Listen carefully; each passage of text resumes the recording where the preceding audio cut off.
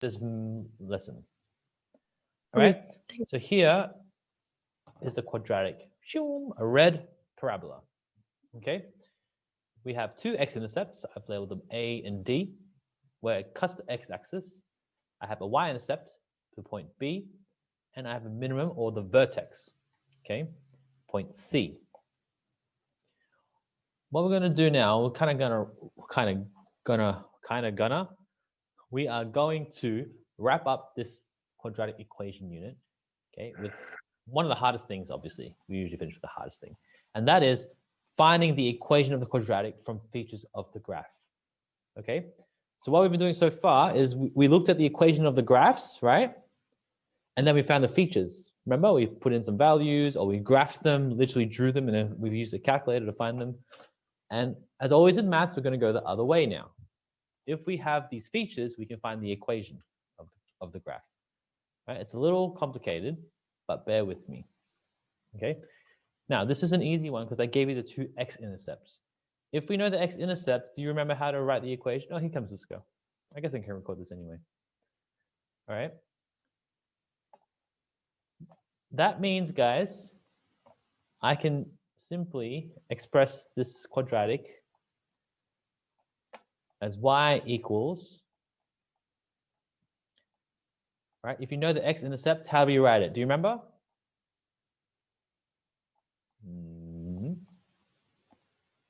X plus something and x minus something.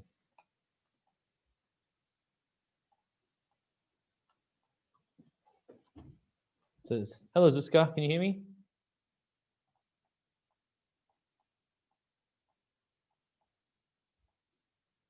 Okay, no reply. I'll keep recording the lesson. Okay, I'm looking at only the x-intercepts, guys. This is the easiest case. If you know the two x-intercepts. Mr. Liu, I'm here. I'm very sorry. My Wi-Fi was not working at all. Okay, no worries. I have you here, and I was recording the lesson for you anyway. Okay, thank you. I'll just keep recording for funsies. So, guys, I have two x-intercepts. Look back through your notes. If we know the x-intercepts, how does this help us with the equation? Anyone? You'll be forgiven if you don't remember. It's a little tricky. So would you just put the x-intercepts in there, but you would change the sign or something? Yeah, exactly. Very good, Victoria. Okay. So what would go in this first question mark? Wait, so would it be +1 or +6? It would be +1. Okay. Okay, and then the other one would be -6. Yes, good. Very good. Okay. Now think about why that is. Why is it +1 and -6? Because what is the x-intercept? The x-intercept is when y equals 0. Remember, we said this. So what values of x make the equation 0? Okay, and as you can see in the graph, the value of x that makes it 0 is at -1, because this is the 0 line. So that means -1 plus 1 is 0. Or 6 minus 6 is the other 0. Okay, that's the easiest case. If you know the two x-intercepts, you can just write the equation of the quadratic like this. Okay? You just switch the signs of whatever x-intercept you see. And sometimes you'll be asked to write it in the form ax squared plus bx plus c, right? In which case, just expand these brackets. Yeah? So why don't we do that? Can someone expand these brackets for me and tell me the most simplified expanded form of x plus 1 times x minus 6? X plus 1 times x minus 6. Would it be x squared minus 5? Yes. Wait, yeah, minus 5 minus 6. Minus 5x minus 6. Very good. Oh, yeah, sorry, minus 5x. Good. Okay. Minus 5x minus 6. So that's the expanded form. All right. Now, once we have the expanded form, that's the two x-intercepts. The expanded form helps us find the y-intercept. All right. Now, what is the y-intercept on this graph? Well, you should just visually, you look at it and you can see, okay, look, it's somewhere in the negative, and it's also where x equals 0, right? Because this is x equals 0 down here. So if x equals 0, these two cancel out, right? Because 0 squared is 0, and minus 5 times 0 is 0. So the y-intercept is simply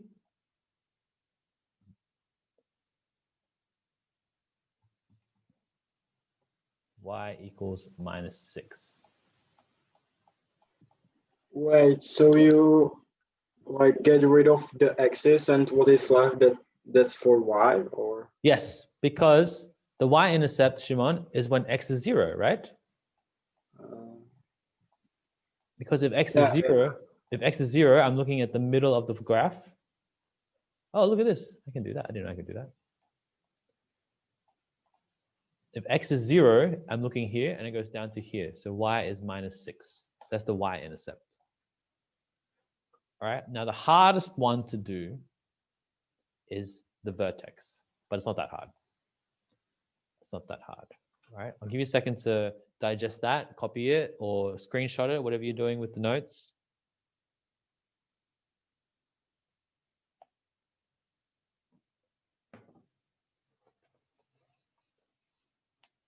Okay.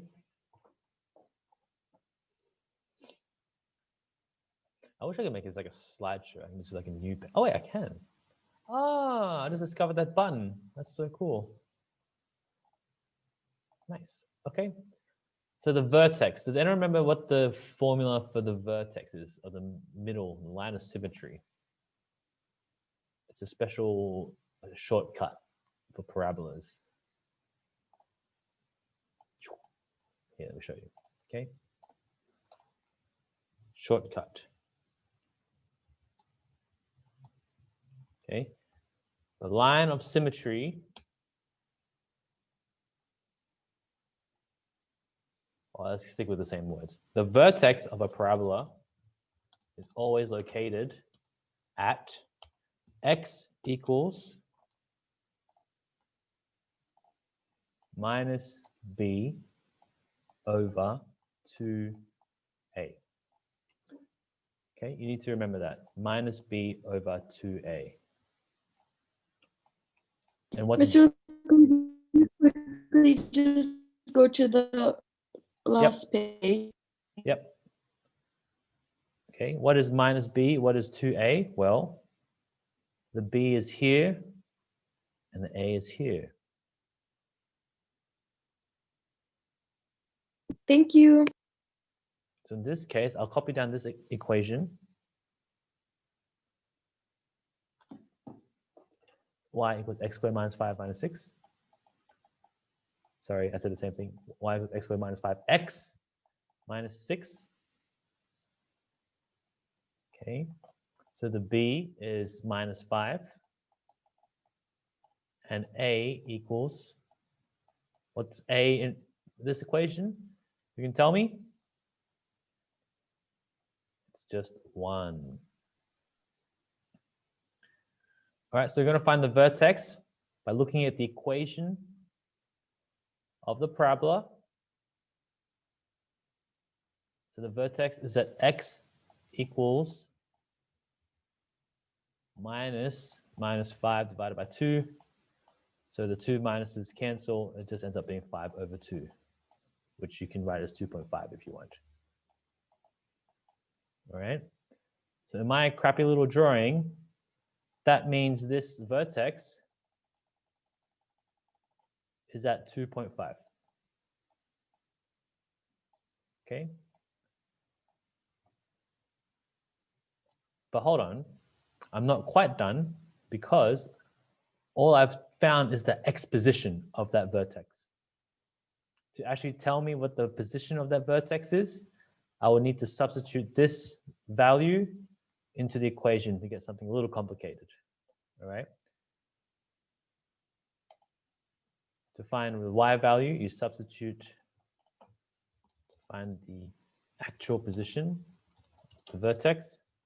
Substitute x equals 2.5 into the equation above. and you'll get something a little messy. Now, what does this all mean visually? Give you a second again to kind of copy it down / digest it, learn it, memorize it, understand it. And what I'll do is I'll pull up an image, because as you can see, it was literally just me drawing freehand and making up some points.